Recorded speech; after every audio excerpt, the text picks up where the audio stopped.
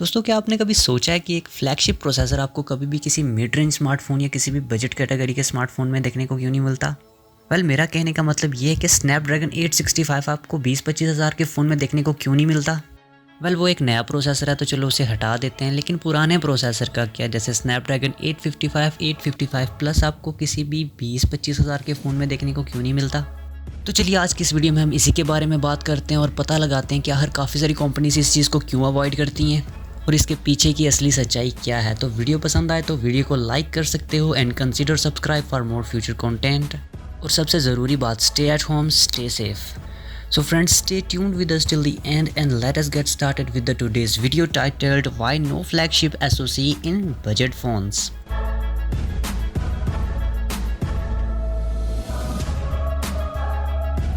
तो सबसे पहले बात करते हैं कि कंपनीज एक फ्लैगशिप प्रोसेसर को किसी भी मिड रेंज या अपर मिड रेंज फ़ोन में डाल के क्यों नहीं देती। इसके पीछे बेसिक रीज़न यह है कि अगर आप कोई 20-25 हज़ार का फ़ोन बना रहे हो और उसके अंदर आपने स्नैपड्रैगन 865 लगा दिया तो जो मेजॉरिटी प्राइस है उस फ़ोन की वो उस प्रोसेसर पे ही चली जाएगी। यहाँ तक कि दूसरे फीचर्स पर खर्चा करने के लिए आपके पास चीज़ें बचेंगी ही नहीं।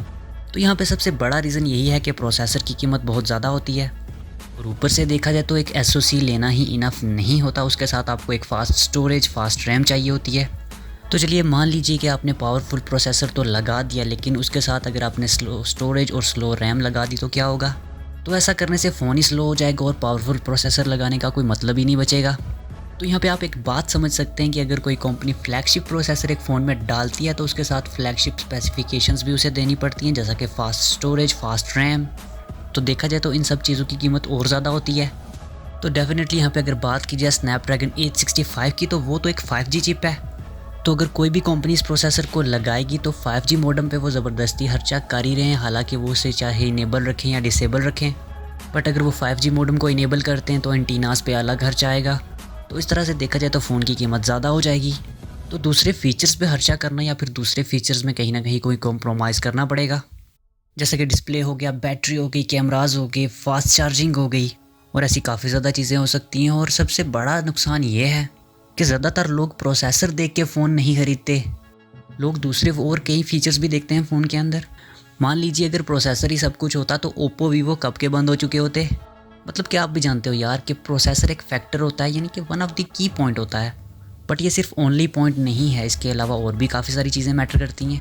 जैसा कि लोग चाहते हैं कि उनके फ़ोन के अंदर एक हाई रिफ्रेश रेट वाला डिस्प्ले हो, एमोलेड डिस्प्ले हो, अंडर डिस्प्ले फिंगरप्रिंट स्कैनर हो, वाइड 1L1 का सर्टिफिकेशन हो, उसी के साथ फ़ोन का डिस्प्ले HDR को भी सपोर्ट करता हो, एक बड़ी बैटरी देखने को मिले और तो और बड़ी बैटरी को चार्ज करने के लिए फ़ास्ट चार्जिंग भी तो होनी चाहिए। और यहाँ पे हम कैसे भूल सकते हैं कैमरास को, क्योंकि आजकल के टाइम पे लोग कैमरास के लिए भी काफ़ी ज़्यादा नए नए फ़ोन्स लेते रहते हैं। तो कितने मेगापिक्सल का कैमरा है, कितने कैमरास हैं, इमेज प्रोसेसिंग कैसी है।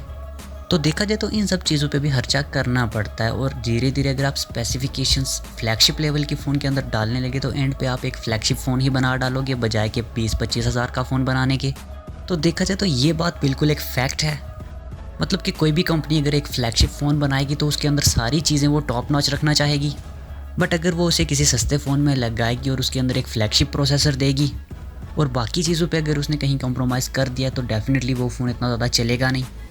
तो कंपनीज़ के लिए समझदारी की बात यही है कि अगर एक फ्लैगशिप फ़ोन बनाना है तो सारी की सारी टॉप नॉच चीज़ें उसमें लगाओ, और अगर एक मिड रेंज फ़ोन बनाना है तो मिड रेंज के जो फीचर्स हैं, मिड रेंज का जो प्रोसेसर है वो उस फ़ोन में लगाओ। तो इस तरीके से देखा जाए तो आपको एक फ्लैगशिप प्रोसेसर किसी भी मिड रेंज स्मार्टफोन में देखने को नहीं मिलता। बट अगर वही बात की जाए कि पुराने प्रोसेसर का क्या, जैसा कि स्नैपड्रैगन 855 जो कि पिछले साल रिलीज़ हुआ था, तो उसकी कीमत कम होगी। तो उस प्रोसेसर के फ़ोन्स हमें आज की डेट में कम प्राइस में देखने को मिलने चाहिए।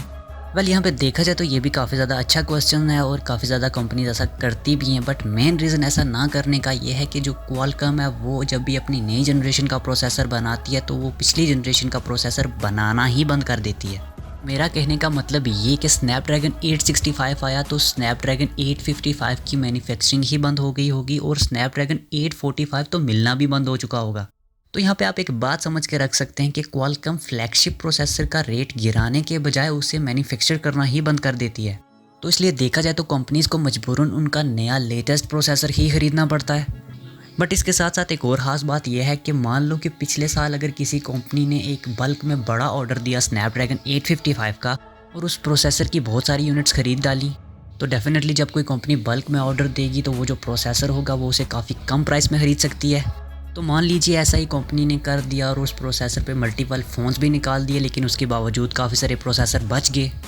तो यहाँ पे ये कंपनी ये कर सकती है कि आने वाले टाइम पे मतलब कि 1 साल के बाद वो उसी प्रोसेसर पे बेस्ड कहीं और फ़ोन भी निकाल सकती है, जिन्हें वो काफ़ी कम रेट में बेच सकती है, मतलब कि स्टॉक क्लियर करने के लिए। तो कई बार ऐसा होता है कि एक फ्लैगशिप प्रोसेसर आपको देखने को मिलता है किसी मिड रेंज स्मार्टफोन में, बट वो प्रोसेसर 1 साल या 2 साल पुराना होता है। बट देखा जाए तो वो फ़ोन्स भी मार्केट में इतना ज़्यादा चलते नहीं हैं, क्योंकि कई बार दूसरे फीचर्स में कॉम्प्रोमाइज़ हो जाता है। तो ये काफ़ी रेयर केस है और ये भी चीज़ आपको जनरली कभी कभार ही देखने को मिलती है।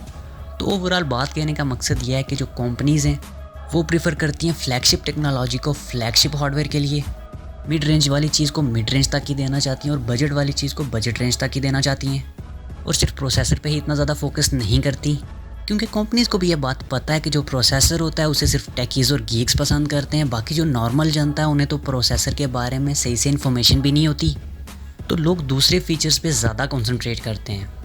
तो आई होप आप इसके पीछे की सारी कहानी समझ गए होंगे और आपको ये बात भी पता लग गई होगी कि आखिर फ्लैगशिप प्रोसेसर आपको एक मिड रेंज स्मार्टफोन में देखने को क्यों नहीं मिलता। तो मेरा यहाँ पे आपसे एक सवाल है कि जब आप फ़ोन खरीदते हो तो आप फ़ोन के अंदर कौन से फीचर को ज़्यादा इंपॉर्टेंस देते हो, तो ये बात नीचे कमेंट में बताना मत भूलना। थैंक यू आपका वीडियो देखने के लिए।